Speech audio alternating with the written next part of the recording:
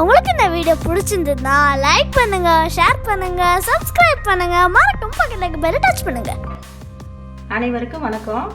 இன்னைக்கு வித்தியாசமா மஷ்ரூம் எறா போட்டு ஒரு வறுவல் பண்ண போறோம். அதுக்கு தேவையான பொருள் என்னன்னு பார்ப்போம். மஷ்ரூம் வாங்கிக்கிங்க. இது புதுசா பார்த்து வாங்கிக்கிங்க. அன்னன்னைக்கு வாங்கினா அன்னன்னைக்கு செய்துக்கலாம். இதை ஃப்ரிட்ஜில் வைக்க கூடாது. இதை பொடியா இப்போ கட் பண்ணிக்கலாம். அடுத்ததா 1 கப்பு எறா, 1 கப்பு பொடியா கட் பண்ண வெங்காயம், 3/4 கப்பு தக்காளி பொடியா கட் பண்ணது. இதை எப்படி ஃப்ரை பண்ணலாம் காமிக்கிறேன்.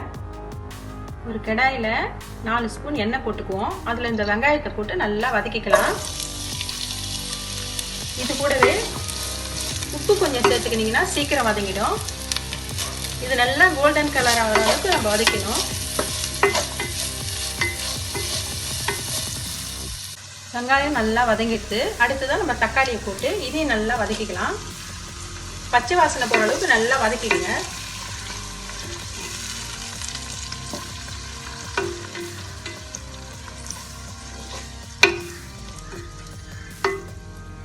தக்காளி நல்லா வதங்கிட்டு அடுத்ததான் நம்ம மஷ்ரூம் இதில் சேர்த்துக்குவோம்.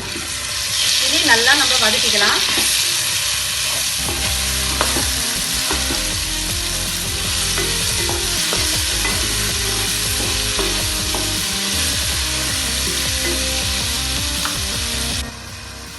மஷ்ரூம் நல்லா வதங்கிட்டு இப்போ எறாவை சேர்த்துக்குவோம். இதுவும் நல்லா வதங்கி தண்ணி விடட்டும். இது கூடவே கொஞ்சமாக மஞ்சத்தூள் போட்டு நல்லா வதக்கிக்கலாம்.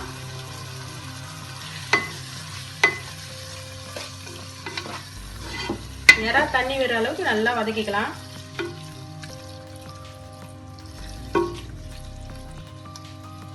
எறா வதங்கிட்டு இப்போ கொஞ்சம் கருவேப்பிலை போட்டுக்குவோம். அடுத்ததா இது முழுகிற அளவுக்கு நம்ம தண்ணி விட்டுக்கலாம். அது கூடவே மிளகாய் தூள் போட்டுக்கலாம். 2 ஸ்பூன் மிளகாய் தூள். நம்ம ஏற்கனவே உப்பு போட்டிருக்கிறோம். கொஞ்சம் தேவையான அளவு போட்டுக்கலாம். இது நல்லா வதங்கட்டும். தண்ணி சுண்டி வர அளவுக்கு இது வேகணும். ஏன்னா நல்லா கட்டி பதத்துக்கு வந்துடுச்சு. இப்போ கொஞ்சமாக நம்ம பெருஞ்சீரகமும் பூண்டும் நசுக்கி இதில் போட்டுக்கணும். ஏன்னா அது செம வாசனையாக இருக்கும். அடுத்ததாக இது கூடவே கொஞ்சம் கொத்தமல்லி இதை போட்டு நல்லா இதை வதக்கி நம்ம ஆஃப் பண்ணிக்கலாம்.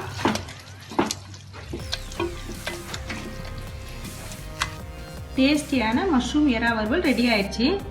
நீங்களும் இதை ட்ரை பண்ணி பாருங்கள். சாதத்தோடையோ இட்லி, தோசை, சப்பாத்தி எது கூட வேணாலும் கொத்து சாப்பிட சூப்பராக இருக்கும். கண்டிப்பாக இதை நீங்கள் ட்ரை பண்ணி பாருங்கள். மீண்டும் சுவையான, சுலபமான, ஆரோக்கியமான சமையலோடு உங்களை நான் சந்திக்கிறேன். நன்றி, வணக்கம்.